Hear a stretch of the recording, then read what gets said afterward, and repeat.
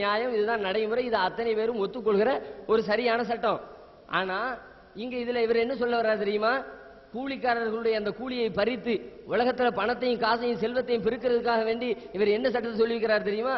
இவருக்கு நீங்கள் கூலி கொடுக்க தேவையில்லை, காசு பணம் அவனுக்கு கொடுக்க தேவையில்லை, நீ விசாரிட்டு வாங்கிட்டு வந்துகிட்டே இரு. அவன் கேட்டாமனா ஏன்டா அப்படி கேட்கிற, காசு கொடுக்காம போறியப்பா, தச்சின பைசா தரலன்னு கேட்டா அப்ப நீங்க கொடுக்க தேவையில்லை. காரணம் சொல்றாரு, ஏன்னு கேட்டா ஃபலா உஜரத்துல அன்னஹு முத்தபர்ரிஉன், முதல்ல நீங்க பேசல, ஃபர்ஸ்ட்ல நீங்க காசு பணம் எவ்வளவு என்ன ரேட்டு பேசிக்கல, அதனால அவனுக்கு காசு கொடுக்க தேவையில்லை. குர்ஆன்ல அல்லாஹ் சொல்லி இருக்கிறானா? ஏழை தொழிலாளருடைய வயிற்றுல அடின்னு சொன்னானா?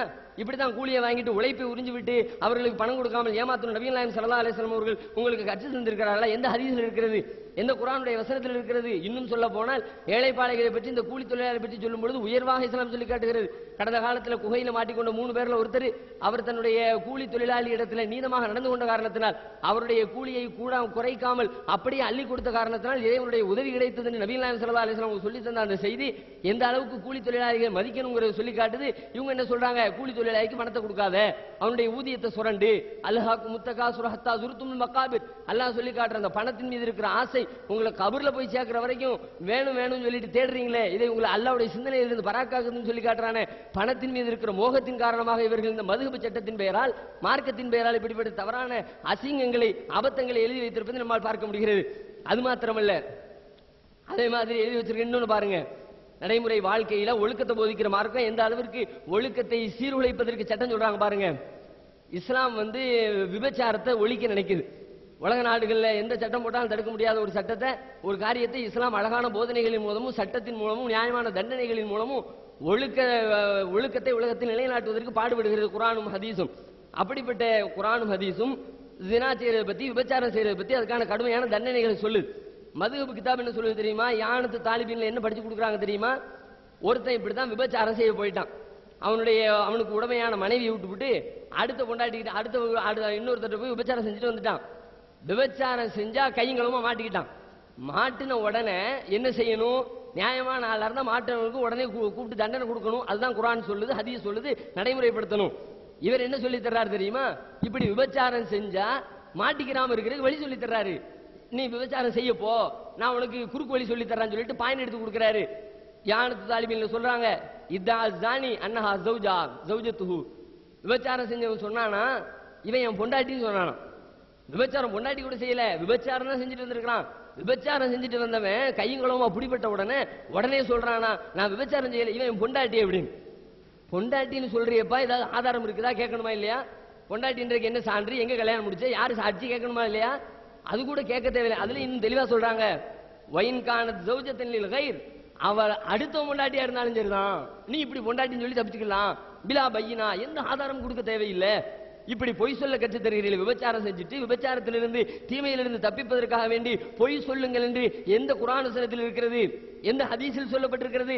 அதே மாதிரி விபச்சாரம் செய்வதற்குண்டான தைரியத்தை ஊட்டுகிறீர்களே, இப்படித்தான் அல்லாஹ்வும் அல்லாஹ்வுடைய ரசூலும் உங்களுக்கு தைரியத்தை சொல்லி தந்திருக்கிறார்களா?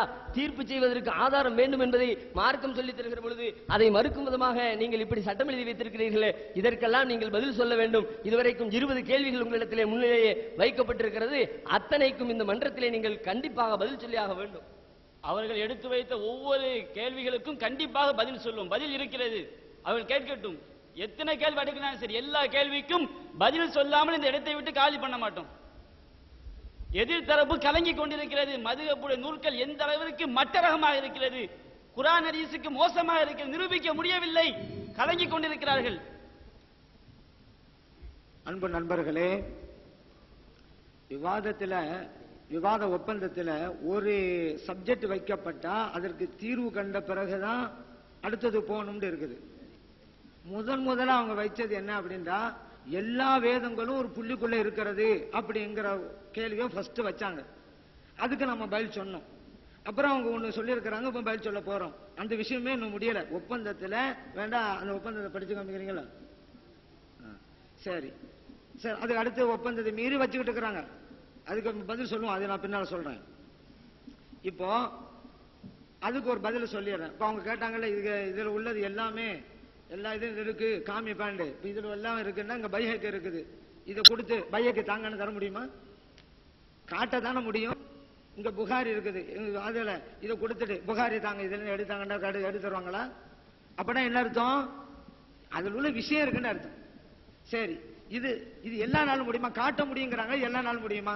சரி, இதுல லேப்டாப்ல போட்டு பார்க்கிற ஒரு வசதி, ஒரு விஞ்ஞானம் இல்ல, அவனுக்கு ஒரு திறமை இல்ல, அந்த ஞானம் இல்ல வச்சிருங்க, அவன்கிட்ட போய் இது கொடுத்து 1000 கிதாப் இருக்கு காட்டுனா காட்ட முடியுமா? இதெல்லாம் நபர்களை பொறுத்தது.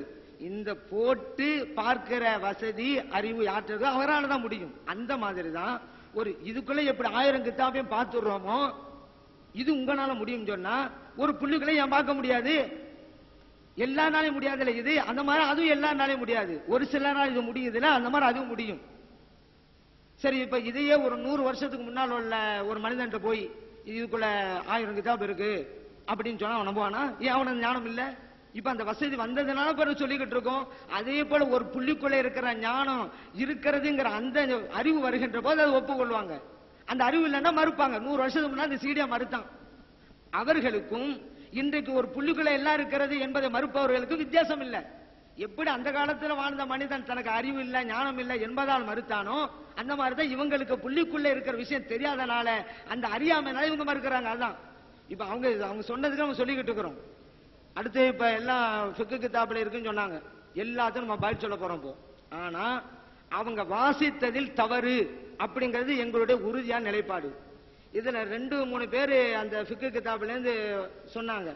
இப்ப அவங்க ஒவ்வொருவரும் யாரெல்லாம் என்ன சட்டம் சொன்னாங்களோ அவங்க கிதாபுல அந்த வாசகத்தை காமிக்கணும். ஏன்னா அந்த வாசகத்தில் தவறு இருக்கிறது. அந்த வாசகத்தை அரபிய படித்து அவர்கள் அர்த்தம் சொல்லணும். யாரு எந்த ரிப்போர்ட்டை வச்சாங்களோ அவங்க படிக்கணும். அவங்க வேண்டாம் சொல்லணும், எங்களுக்கு தெரியாதுன்னு சொன்னா தெரிஞ்சவங்க கொடுக்கணும், தெரிஞ்சுன்னு சொன்னா அவங்க தான் படிக்கணும். படிச்சு அர்த்தத்தை வச்சணும். ஏன் நம்ம அர்த்தம் வைக்க சொல்றோம்? அப்பதான் அந்த கிதாபை எங்களுக்கு பிறகு தரணும், பக்கத்தோட எங்களுக்கு தரணும். நீங்க அர்த்தம் வச்சு தவறுன்னு அப்பதான் எங்கனாலும் சொல்ல முடியும். ஏன் நாங்க வாசிச்சு அர்த்தத்தை சொல்றோம்? நாங்க அதுல இருந்து தெளிவுபடுத்துறதா இருந்தா, நீங்க வாசிச்சுங்கள, அர்த்தம் வச்சுங்கள, இந்த தவறு அப்ப நாங்க சொல்றதா இருந்தா நீங்க எப்படி வாசிச்சுங்க புரிஞ்சுங்க எங்களுக்கு தெரிஞ்சாகணும். அப்பதான் சுட்டி காட்ட முடியும். யாரு வச்சாங்களோ, ஒரு சில பேர் ஒரு சில வச்சாங்க, ஒரு சில பேர் அந்த கிதாப் வச்சாங்க, அவர்கள் அதுக்கு தோதான இபாரத்தை